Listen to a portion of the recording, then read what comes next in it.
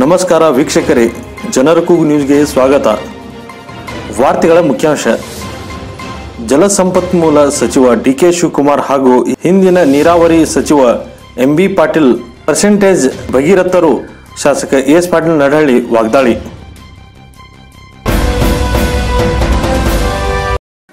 ವಾರ್ತೆಗಳ ವಿವರ. ತಾಲೂಕಿನ ಕೋಳೂರು ಗ್ರಾಮದಲ್ಲಿ ಬಿಜೆಪಿ ಅಭ್ಯರ್ಥಿ ರಮೇಶ್ ಜಿಗಜಿಣಗಿ ಪರ ಮತಯಾಚನೆಗೂ ಮುನ್ನ ಸುದ್ದಿಗೋಷ್ಠಿಯಲ್ಲಿ ಶಾಸಕ ಎಸ್ ಪಾಟೀಲ್ ನಡಹಳ್ಳಿ ಮಾತನಾಡಿದರು. ಜಲಸಂಪನ್ಮೂಲ ಸಚಿವ ಡಿಕೆ ಶಿವಕುಮಾರ್ ಹಾಗೂ ಹಿಂದಿನ ನೀರಾವರಿ ಸಚಿವ ಎಂಬಿ ಪಾಟೀಲ್ ಪರ್ಸೆಂಟೇಜ್ ಭಗೀರಥರು ಕಾಲುವೆಗಳ ಟೆಂಡರ್ ಕಾಮಗಾರಿಯನ್ನು ಗುತ್ತಿಗೆದಾರರಿಗೆ ವಹಿಸಿಕೊಂಡು ಪರ್ಸೆಂಟೇಜ್ ಫಿಕ್ಸ್ ಮಾಡಿಕೊಂಡಿರುವ ಇವರು ಯಾವ ಸೀಮೆಯ ಆಧುನಿಕ ಭಗೀರಥರು?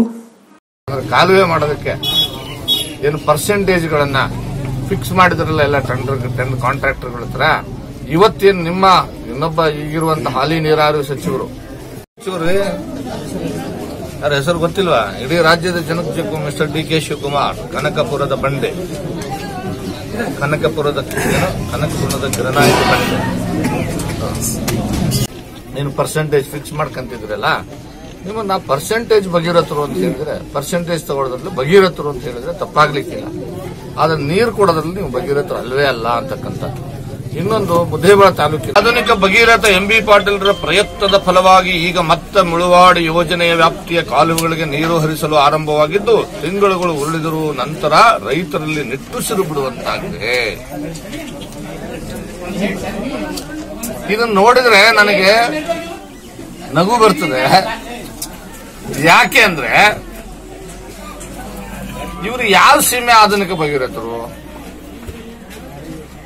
ಅವರು ನೀರಾವರಿ ಸಚಿವರಾಗಿದ್ದು ನನ್ನ ಮಾಧ್ಯಮದ ಸ್ನೇಹಿತರನ್ನ ಮತ್ತು ಜಿಲ್ಲೆಯ ಜನರನ್ನ ಗಮನ ಸೆಳೆಯೋದಕ್ಕೆ ಪ್ರಯತ್ನ ಮಾಡ್ತೇನೆ ಮಾಧ್ಯಮದ ಮುಖಾಂತರ. ಅವರು ನೀರಾವರಿ ಸಚಿವರಾಗಿದ್ದು ಆಲಿಮಟ್ಟಿ ಡ್ಯಾಮ್ ಇಂದ ಏನು ನೀರು ಬಿಡಬೇಕಲ್ಲ ತಳಗಡೆ, ಅವೈಜ್ಞಾನಿಕವಾಗಿ ನೀರಿನ ಸಂಗ್ರಹದ ಗಂಧ ಗಾಳಿನೂ ಕೂಡ ಬಗ್ಗೆನೂ ಕೂಡ ಯೋಚನೆ ಮಾಡದೆ ಇದ್ದಂತ ನೀರೆಲ್ಲರೂ ತಳಗ್ಬಿಟ್ಬಿಟ್ಟಿದ್ರು. ನಿಮ್ ಗಮನದಲ್ಲಿರಲಿ, 2017-18 ಏಪ್ರಿಲ್ ಮೇ ತಿಂಗಳು ಗುಬ್ಬು ಕುಡಿತೀನಂದ್ರೂ ಕೂಡ ಎರಡೂ ಡ್ಯಾಮ್ ಅಲ್ಲಿ, ಆಲಿಮೆಟ್ಟಿ ಡ್ಯಾಮ್ ಅಲ್ಲಿ ಗುಬ್ಬಿ ಕುಡಿಲಿಕ್ಕೂ ನೀರಿರಲಿಲ್ಲ. ಯಾಕಂದ್ರೆ ಆ ಸಂದರ್ಭದಲ್ಲಿ ಯಾವ ನೀರನ್ನ ಹಿಡಿದಿಟ್ಕೊಳ್ಬೇಕಾಗಿತ್ತು, ಕುಡಿಯೋ ನೀರಿಗೋಸ್ಕರ ಇನ್ನೊಂದಕ್ಕೋಸ್ಕರ ಹಿಡಿದಿಟ್ಕೊಳ್ಬೇಕಾಗಿತ್ತು, ಆ ಕೆಲಸ ಎಂಬಿ ಪಾಟೀಲ್ ಮಾಡಲಿಲ್ಲ. ಎಲ್ಲಾ ನೀರು ಬಿಟ್ಬಿಟ್ರು.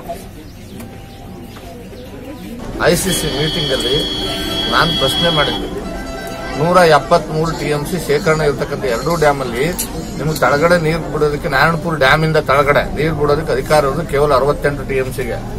ಈಗಾಗಲೇ ನೀವು 132 TMC ನೀರು ಬಿಟ್ಟಿದ್ದೀರಿ, ಮತ್ತೆ ಬಿಡಕ್ ಹೊರಟಿದ್ದೀರಿ. ಇದು ಎಷ್ಟರ ಮಟ್ಟಿಗೆ ಸರಿ? ಹಿಂದಿನ ಸಚಿವರು ಇದೇ ತಪ್ಪುಗಳನ್ನ ಮಾಡಿ ನಮಗೆ ಕುಡಿಲಿಕ್ಕೂ ಗುಬ್ಬಿ ಕುಡಿಲಿಕ್ಕೂ ನೀರು ಇರಲಿಲ್ಲ, ಈ ಪರಿಸ್ಥಿತಿ ಬರಬಾರದು ಅಂತ ಹೇಳಿ ನಾನು ಇವತ್ತಿನ ಐಸಿಸಿ ಚೇರ್ಮನ್ ಆಗಿರ್ತಕ್ಕಂಥ ಶಿವಾನಂದ ಪಾಟೀಲ್ ಗಮನ ಸೆಳೀತಕ್ಕಂಥ ಪ್ರಯತ್ನ ಮಾಡಿದಾಗ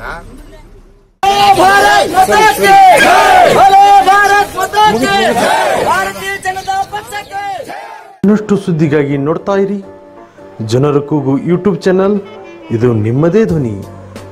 ಸಬ್ಸ್ಕ್ರೈಬ್ ಮಾಡಲು ಮರೆಯಬೇಡಿ.